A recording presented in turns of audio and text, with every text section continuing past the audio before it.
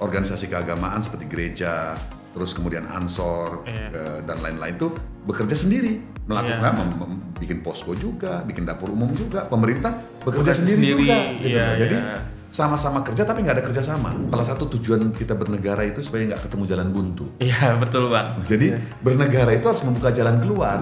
Saya sampaikan itu dalam pengabdian ke masyarakat dan lingkungan itu nggak ada naik turun. Iya. Nggak ada itu. Yang ada itu yang mengabdi, melayani, yang melayani. Pemerintahan modern itu bukan seberapa canggih alat-alatnya. Ada LED-nya di itunya, terus enggak. Tapi pemerintahan modern itu bagaimana kemampuan dia berdialog, kemudian juga bagaimana dia mengembangkan kerja-kerja kolaborasi lintas sektor, lintas aktor dalam segala keberagaman kepentingannya. Karo berlari. Apa tuh Bang?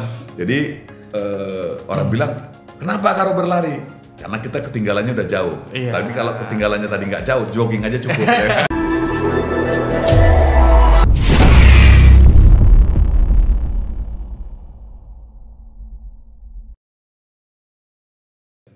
Kembali lagi di podcast gersospol.id. Hari ini kita sudah kedatangan bintang tamu yang luar biasa. Selamat datang Bang Abed Nego Tarigan. Terima kasih, selamat sore. Selamat sore Bang Abed. Jua-jua Bang. Jua-jua. Bang Abed nih luar biasa nih, sibuk banget dan banyak banget kegiatannya. Sebelum kita mulai Bang, apa kabar Bang Abed? Kabar baik. Kabar baik ya. Kayaknya ini banyak banget kegiatannya Jakarta, Medan ya Bang ya.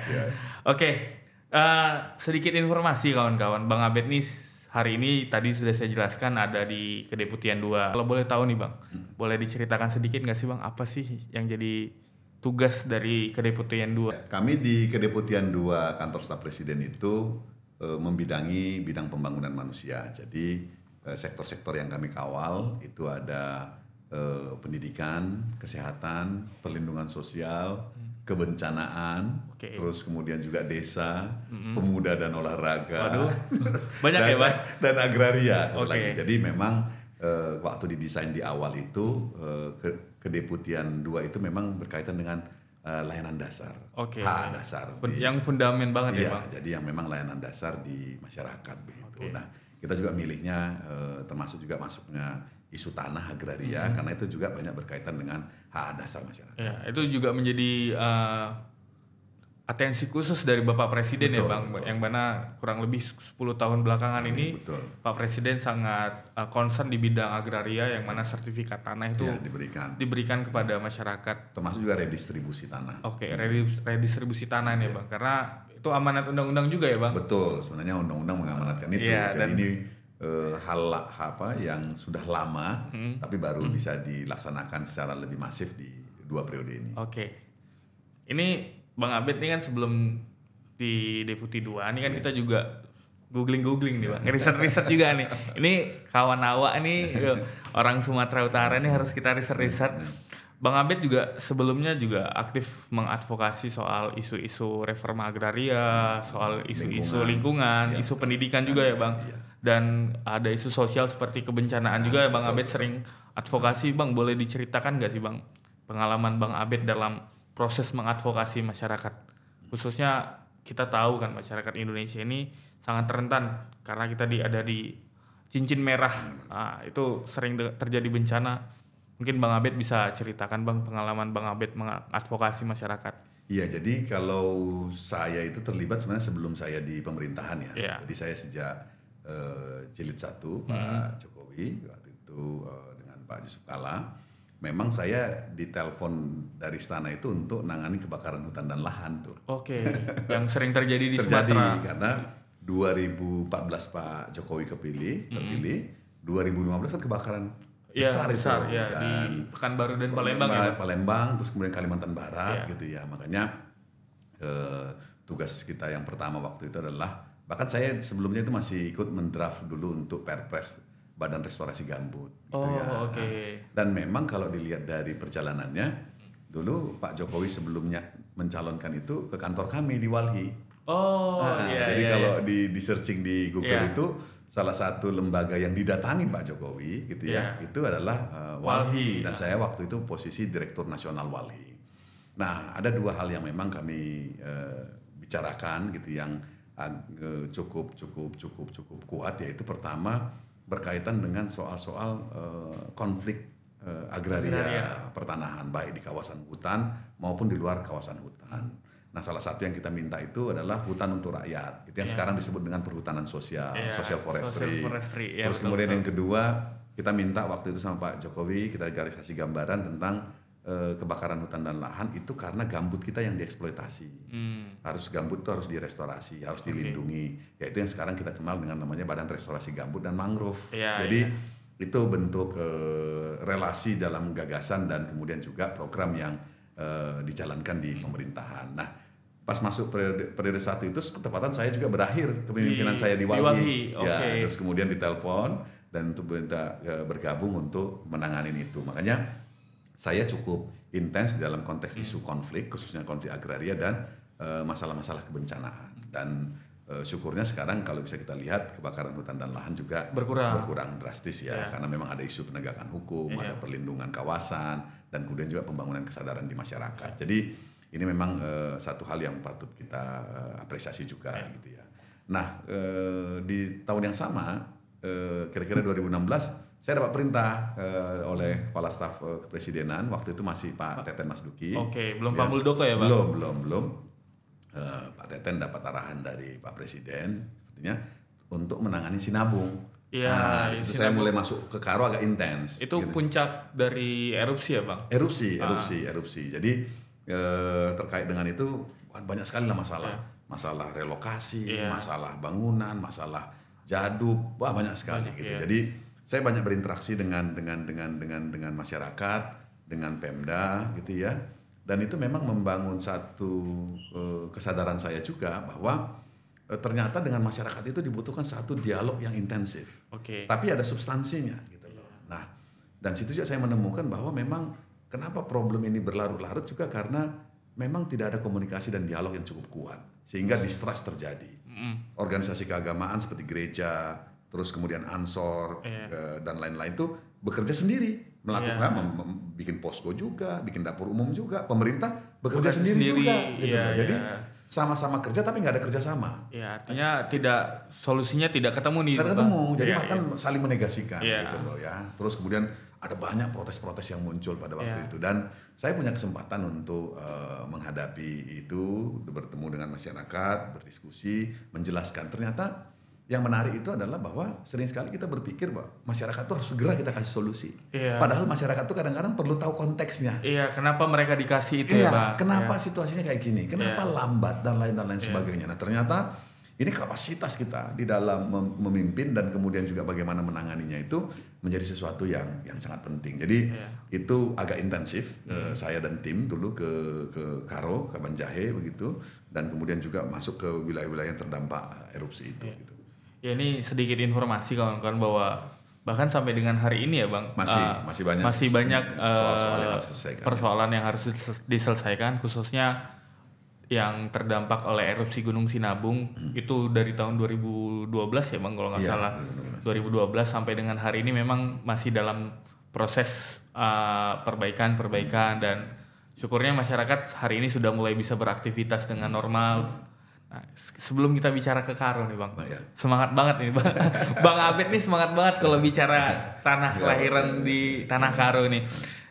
Tadi Bang Abed sempat nyinggung soal reforma agraria, semangat dari Bapak Presiden Jokowi. Nah, seiring berjalannya waktu nih kan Bang Abed sering bertemu dengan artinya masyarakat yang sering berkonflik berkaitan soal tanah.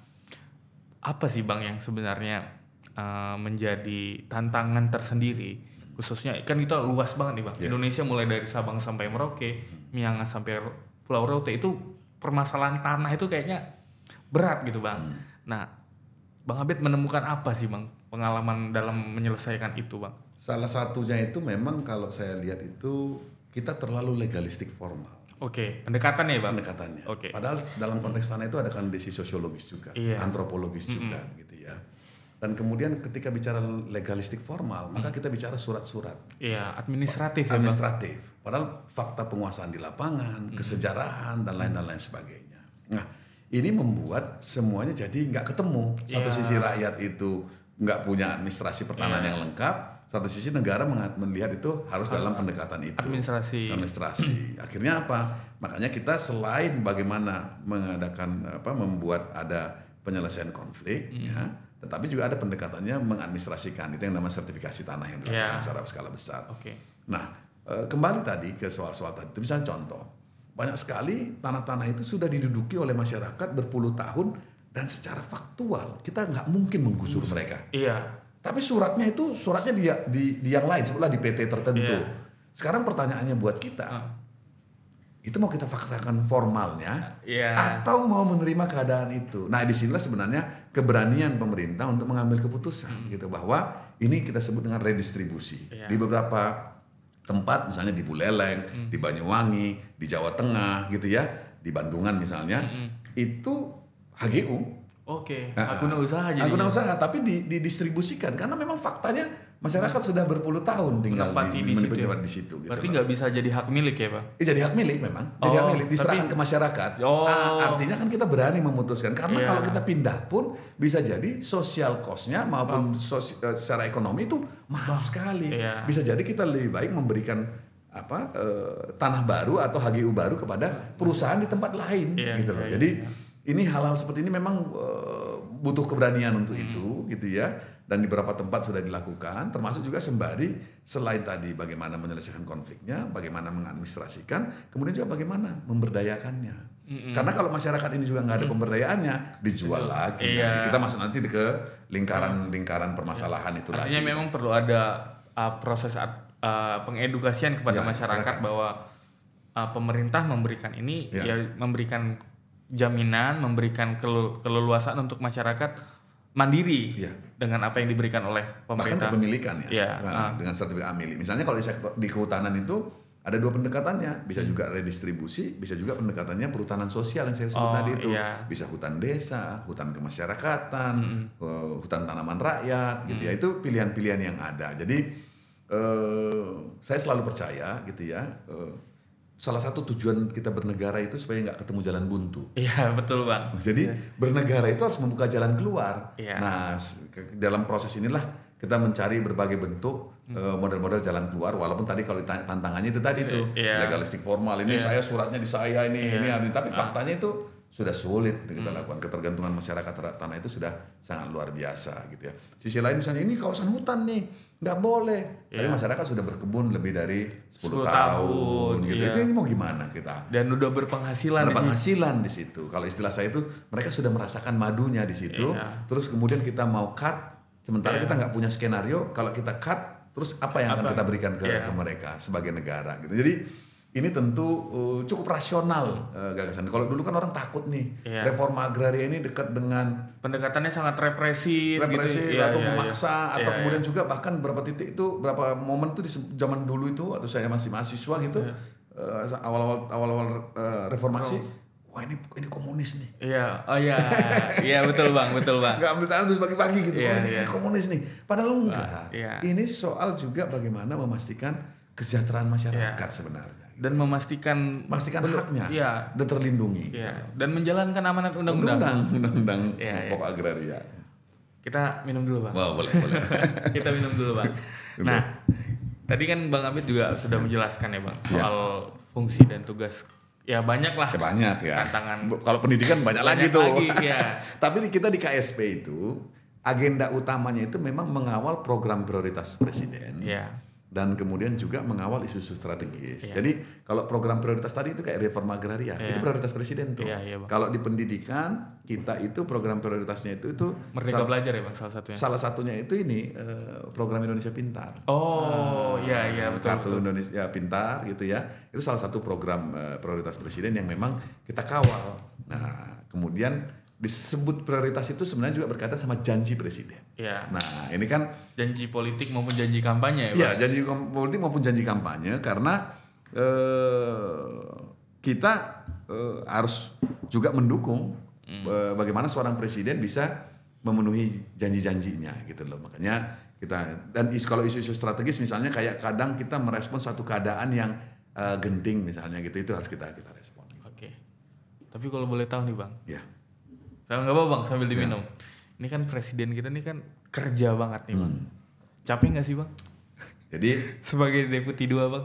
Kalau kita memang, saya mungkin karena backgroundnya juga dari organisasi masyarakat sipil ya, jadi punya pengalaman panjang sebelum ke KSP itu berarti sekitar sudah 17 tahun gitu ya saya aktif di organisasi masyarakat sipil, memang biasa juga bergerak ke lapangan dan lain sebagainya. Jadi kalau ditanya capek,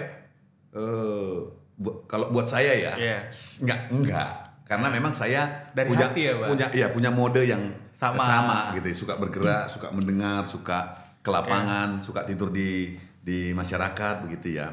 Tapi yang menjadi penting itu adalah memang pemimpin itu pasti akan mempengaruhi lingkungannya, seluruh tim kerjanya gitu. Memang di periode Pak Jokowi ini itu pergerakan itu menjadi sesuatu, mobilitas. Maksudnya di kementerian, kalau kita di KSP sebagai kantor staf presiden bisa dibilang orangnya presiden, ya wajar dong.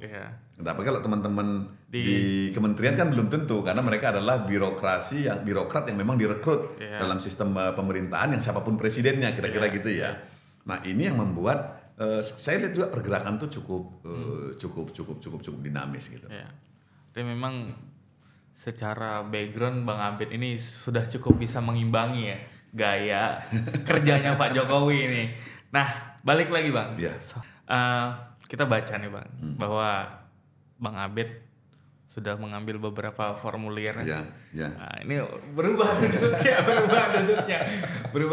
Ini Bang Abed sudah ngambil beberapa formulir pendaftaran bakal calon Bupati Tanah Karo, dan saya sempat baca juga Perindo, terus kemudian juga ada udah ke Gerindra juga ya Bang, dan beberapa partai yang ada di sana.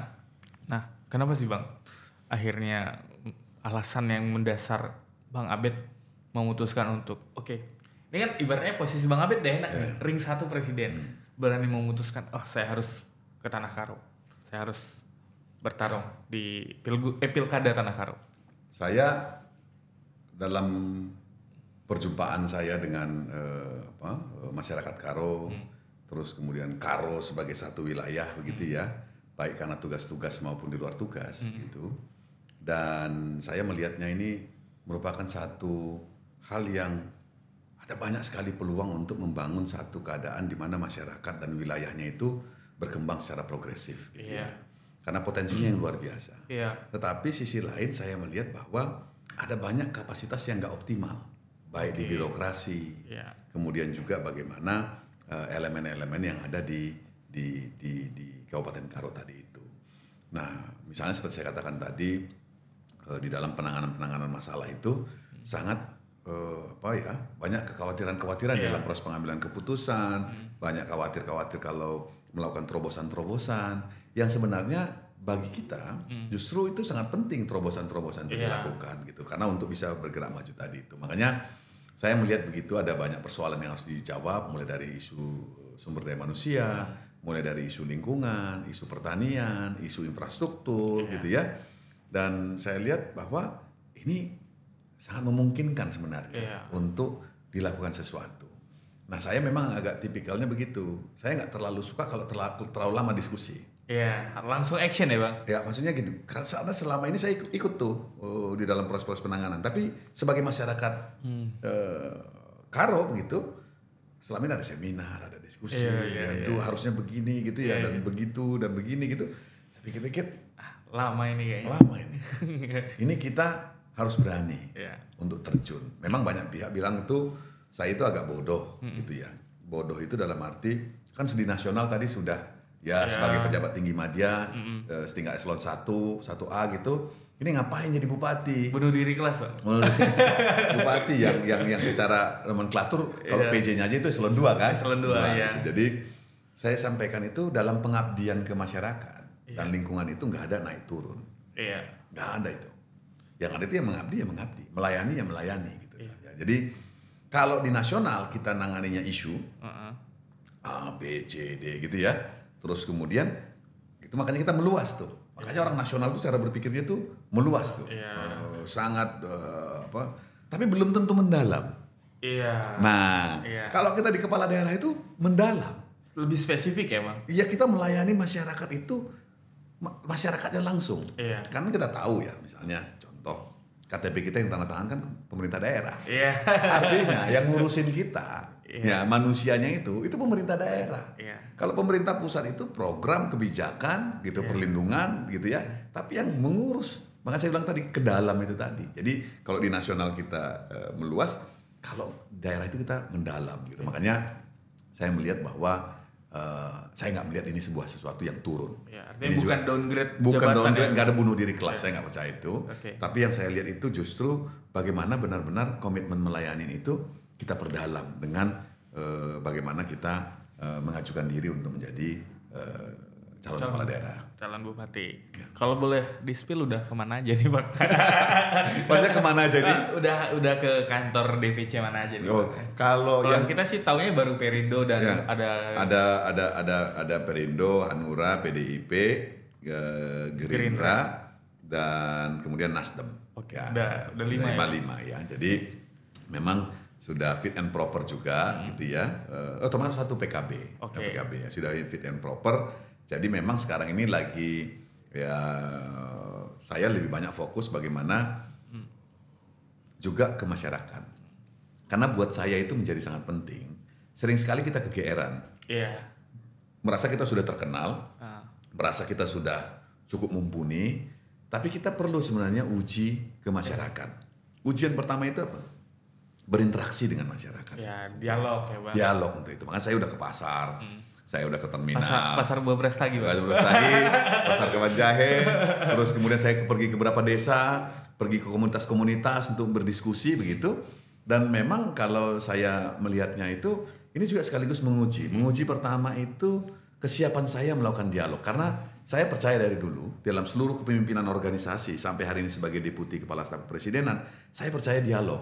Iya. Saya percaya dialog itu. Gitu ya. Jadi makanya saya dialog sejauh mana masyarakat bisa memahami dan saya juga bisa memahami masyarakat. Dan kemudian yang kedua, apa aspirasi mereka? Sering sekali kita melihat persoalan itu dari jauh dan seolah-olah kita merasa tahu bahwa oh ini harusnya saya selesaikan dengan pendekatan ini.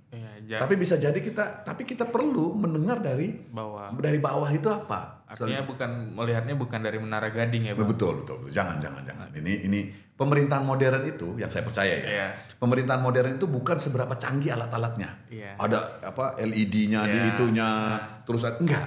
Tapi pemerintahan modern itu bagaimana kemampuan dia berdialog, kemudian juga bagaimana dia mengembangkan kerja-kerja kolaborasi lintas sektor, lintas aktor dalam segala keberagaman kepentingannya gitu loh. Nah, oleh sebab itu memang dibutuhkan kepemimpinan yang handal untuk ini ya gitu ya. Karena banyak sekali kita masih agak feodal. Saya pemimpin, Anda anak buah atau ya Anda harus ikut dan dengar apa yang saya sampaikan begitu. Nah, ini saya mau membayangkan itu satu keadaan yang sangat inklusif begitu di dalam penyelenggaraan pemerintahan. Oke, ini informasi nih buat kawan-kawan semua bahwa Tanah Karo itu salah satu kabupaten yang ada di Sumatera Utara dan kurang lebih 2 jam ya Bang kalau kita dari kota Medan ya Bang? Hampir 3 jam karena situasi perjalanan ya, karena banyak truk-truk yang mau ke Aceh yang melintas. Jadi Tanah Karo itu wilayah pegunungan, penghasil. Jadi kalau teman-teman tahu, penghasil sayur untuk penyuplai sayur bahkan untuk wilayah Sumatera dan Aceh itu ada di Tanah Karo. Makanya, jeruk juga. Jeruk, hanya orang kenalnya jeruk Medan. Iya. Kalau teman-teman sempat lihat Pak Jokowi dikirimin jeruk, nah itu dari kampungnya Bang Abed. Dari kampungnya Bang Abed dapat jeruknya Pak Jokowi. Nah, artinya dengan segala potensi ya Bang. Tadi Bang Abed juga sempat nyinggung bahwa ada pertanian, kemudian juga tadi ada agraria, terus ada pariwisata juga ya Bang. Betul. Pariwisata juga di Tanah Karo itu. Nah, kira-kira Bang Abed ngelihatnya apa sih yang ini nih harus masyarakat tahu nih, kita harus benahi. Bentar. Kalau di Karo itu masalah-masalah yang kita hadapin itu pertama itu kalau di pertanian nih ya. Itu memang input pertanian yang mahal dan kadang kualitasnya buruk. Makanya istilah mereka ada bibit palsu sama pupuk palsu. Nah, ini kan sebenarnya bisa diberesi dari sisi pemerintah. Salah satu mekanismenya itu pemerintah punya lab.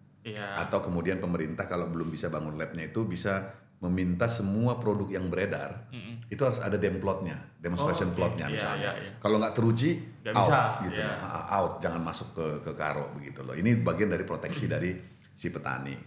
Kemudian yang kedua menjadi tantangan juga di pertanian kita itu labor intensif, sehingga juga itu semakin hari semakin mahal. Nah, saya melihat bahwa karo itu salah satu upah buruh pertanian yang paling tinggi di Sumatera Utara gitu loh. Nah, ini sampai berapa lama ini akan bisa bertahan? Oleh sebab ini pendekatan sebenarnya dengan pendekatan teknologi, dengan pendekatan yang pertanian yang lebih efisien, ini sangat memungkinkan sebenarnya dilakukan. Nah, tapi lagi-lagi ini gimana caranya pemerintah? Sebenarnya pemerintah bisa mengembangkan metode-metode penggunaan peralatan yang itu bisa pakai demonstration plot dulu. Nanti kalau udah sukses itu diterapkan secara nasional. Misalnya pertanyaannya, kalau pembelian peralatan apa masuk harus hand traktor terus misalnya? Kan nggak ada larangan. Pemerintah mau beli peralatan semprot yang lebih canggih atau bahkan menggunakan drone, nggak ada salahnya. Itu nggak ada larangan di kita untuk itu. Jadi yang penting outputnya ya Pak. Ya, jadi bagaimana juga dia semakin efisien dan semakin produktif untuk itu. Kemudian tantangan kita yang ketiga saya lihat itu adalah perubahan iklim. Karena banyak sekali pertanian di Karo juga yang mengandalkan curah hujan. Nah, saya kemarin baru dari satu desa gitu ya, dan kemudian berdiskusi dengan mereka, ini hujan udah nggak turun-turun nih Pak. Jadi mereka bukan gagal panen, gagal tanam. Nah, oleh sebab itu di dalam konteks ini memang perlu ada program yang bagaimana melindungi petani dari gagal tanam ataupun gagal panen. Karena kalau enggak, biasanya pilihan petani itu apa? Menjual tanah. Atau akan jadi masalah baru. Atau dia bisa jadi minjam. Jadi akhirnya masuk dalam lingkaran kemiskinan pertanian gitu. Jadi 3 isu ini memang sesuatu yang sangat strategik untuk ditangani, walaupun kita masih punya PR lain, yaitu bagaimana pengembangan industri hilir, ya, kemudian juga perluasan pasar. Perluasan pasar tidak harus industri hilir. Dulu Karo itu mengekspor sampai ke Malaysia dan Singapura. Sayur ya Bang? Sayur termasuk buah-buahan. Tapi kemudian dalam perjalanannya, karena intensif menggunakan pestisida, akhirnya kalah saing, kena larangan karena ada standarnya. Nah, ini kan ini melalui pendidikan sama memberikan alternatif kepada petani untuk bagaimana input pertaniannya seperti pupuk dan lain sebagainya itu, dan kemudian juga penggunaan bahan kimia dalam situasi yang terkontrol. Ini juga memang harus dijembatani. Kalau industri hilir ini memang ada kebutuhannya, karena beberapa kejadian ketika harga anjlok itu tuh langsung dibabatin di kebun itu tuh. Betul, Bang. Itu langsung dibuang aja situ. Kol itu langsung tomat itu langsung dibuang, jeruk itu langsung ditaruhin aja itu di pinggir jalan. Jadi ini memang sebenarnya ini kan bisa ditarik untuk bagaimana ada industri hilir gitu. Dan jangan membayangkan industri itu langsung rumit-rumit gitu. Jangan rumit-rumit. Memang sudah mulai ada UMKM, tapi misalnya kayak bikin jam selai dari tomat, selai dari stroberi gitu-gitu ya udah mulai. Tapi ini memang perlu dukungan. Karena memang kemarin itu saya lihat ya, ketika saya ke Pasar Brastagi, itu masih surat izinnya itu masih dari Dinkes. Kalau ini mungkin kalau masuk ke BPOM, difasilitasi oleh pemerintah, ini mungkin bisa lebih luas lagi nih. Dan ditambah lagi kalau ada sertifikasi halal. Betul, itu cakep banget. Ekspornya lebih gampang ya. Dan itulah sebenarnya peran pemerintah. Jadi, karena nggak bisa kita paksakan rakyat itu semua harus tahu dan dia semua harus mengerjakan A sampai Z.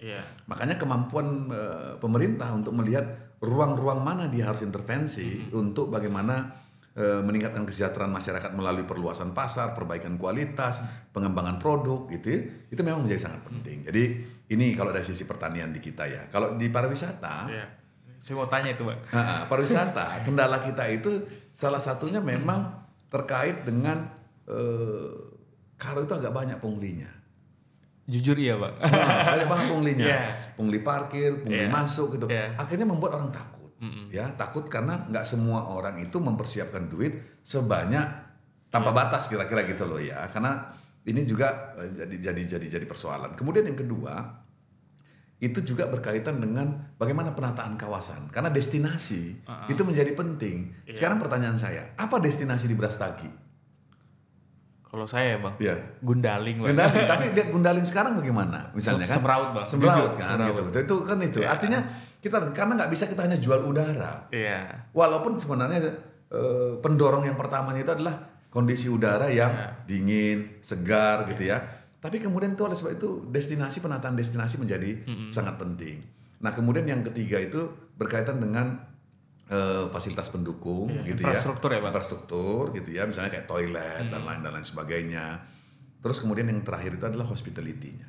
Oke. Ya, jadi karena kan ini catatan dikit lah atau banyak juga boleh buat kita orang sumut ini. Iya. Itu kadang-kadang karena terlalu egaliter. Iya. Itu jadi nggak ada hospitality-nya. Iya, betul Bang. Nah, jadi ada banyak orang bilang ini orang Sumut ini arogan. Iya. Saya nggak melihat dari sisi itu. Sebenarnya orang Sumatera Utara itu sangat egaliter. Jadi semua orang sama rata dianggap. Iya. Padahal kawan awaknya ini. Padahal dalam bisnis itu harus namanya konsumen harus dirajakan gitu ya. Itu nggak bisa karena memang terlalu egaliter. Kau aja kan gitu loh.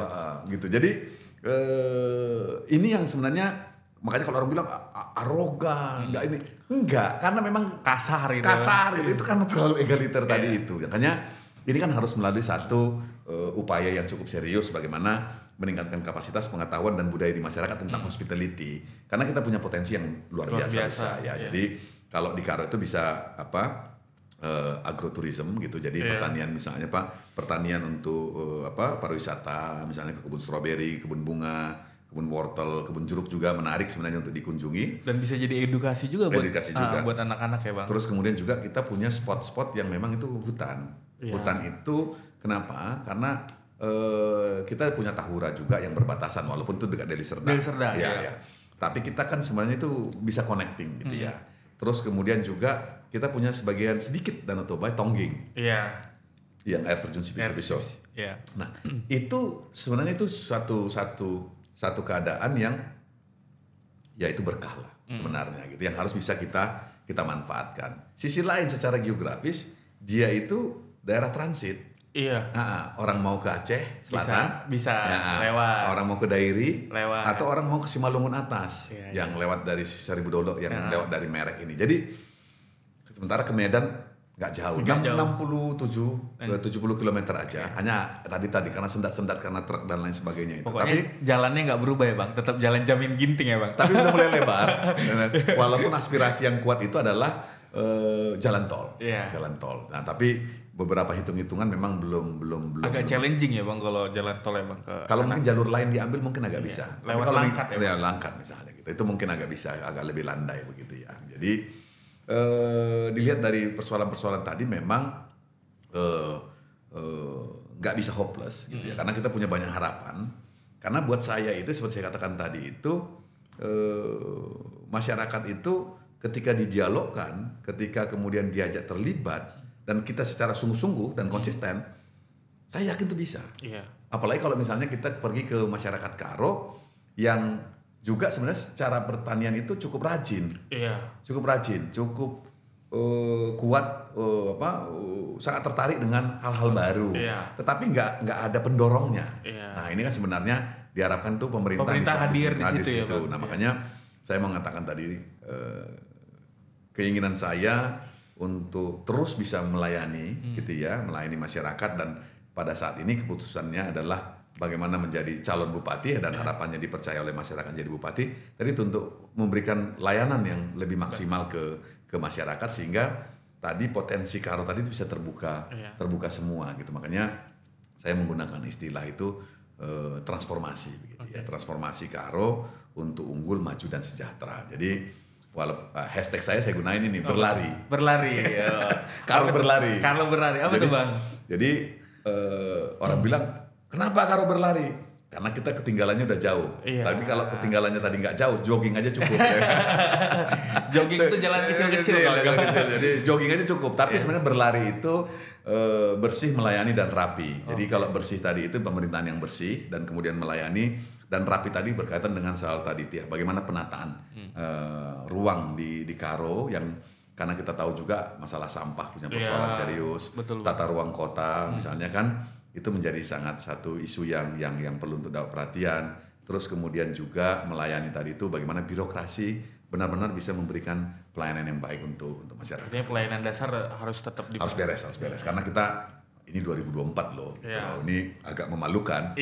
Suatu saya pergi ke pasar Kaban Jahe, masih ada ya pasar kayak gini. Gitu loh. Ini di tahun malu kita ya Bang. Malu karena apa? Udah jelas-jelas pasar adalah pusat ekonomi. Artinya kita bikin duitnya itu di situ. Di situ. Ya kenapa nggak diberesin gitu loh? Iya. Ya mungkin gedungnya nggak harus luar biasa, tapi ya minimal itu nggak becek gitu ya, tertata gitu loh. Terus akses terhadap air, terus kemudian akses terhadap listrik oleh pedagang-pedagang di situ tuh mudah gitu loh. Ini kan sampah di mana-mana, becek orang. Aduh, menurut saya jauh lah dari ini tahun 2024 masih begitu situasinya gitu ya. Oke. Menarik nih Bang. Ada sebenarnya satu potensi lagi yang mungkin coba saya kulik dari Bang Abed. Tanah Karo itu kan Bang, kalau kita yang senang kopi Bang, ada potensi kopi sebenarnya Bang dari Tanah Karo. Dan setahu saya udah ada jurusan SMK di Tanah Karo itu yang buka jurusan spesialis kopi Bang. Nah, gimana Bang Abed melihat, tadi sempat Bang Abed nyinggung soal SDM itu. Apa yang coba Bang Abed tawarkan untuk mendorong SDM di Tanah Karo khususnya dengan potensi yang dimiliki Bang? Nah, kalau terkait dengan pendidikan ya, apa yang sedang digerakkan oleh pemerintah pusat ini perlu sekali untuk bisa diadopsi oleh pemerintah daerah. Misalnya tadi bicara tentang kopi, itu sebenarnya vokasi kan. Iya. Jadi kita memang harus mendorong juga bagaimana sekolah-sekolah vokasi itu bisa tumbuh. Nah, saya beberapa waktu yang lalu memfasilitasin satu SMK di Karo, SMK GBKP, untuk menjadi bagian dari SMK Pusat Keunggulan, SMK PK. Itu sudah dapat, mereka sudah ditetapkan oleh Kemendikbud menjadi salah satu peserta Pusat Keunggulan. Nah, sekolah-sekolah seperti ini memang sangat dibutuhkan karena kita harus sadar juga sekarang itu eranya itu keahlian, skill. Iya, betul Bang. Bukan lagi seberapa tinggi. Ya kalau mau itu ya silakan. Secara akademik ya tetap.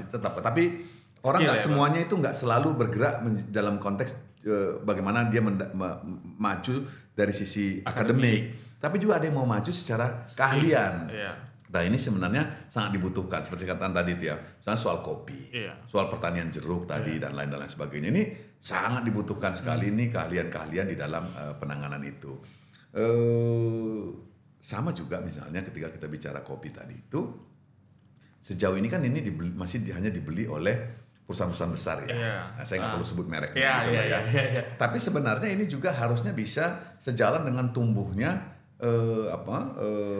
kafe-kafe atau tempat-tempat kopi yang memang itu menggunakan produk lokal gitu loh. Dan ini bisa sejalan tadi dengan jadi pertaniannya nyambung sama pariwisatanya dan kulinernya gitu loh. Dan ini sangat terbuka peluang untuk itu. Saya menemukan di beberapa tempat anak-anak muda mengembangkan itu. Menurut saya sih ini potensi ya Bang? Potensi. Walaupun kita tidak harus menutup mata semuanya harus diserap di lokal, enggak. Tetapi harus dilihat potensi lokal juga menjadi sesuatu yang bisa digarap untuk bagian dari proses pemasaran maupun untuk distribusi dari produk kopi tadi. Memang benar kopi di Karo pasti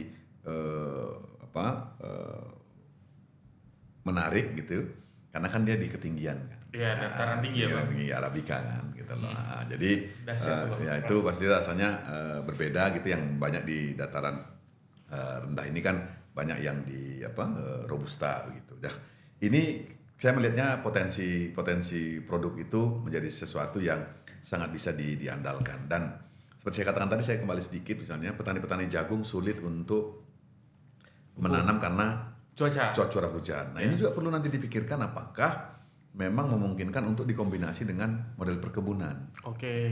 Nggak terlalu bergantung dengan tanaman musiman seperti jagung ini gitu loh.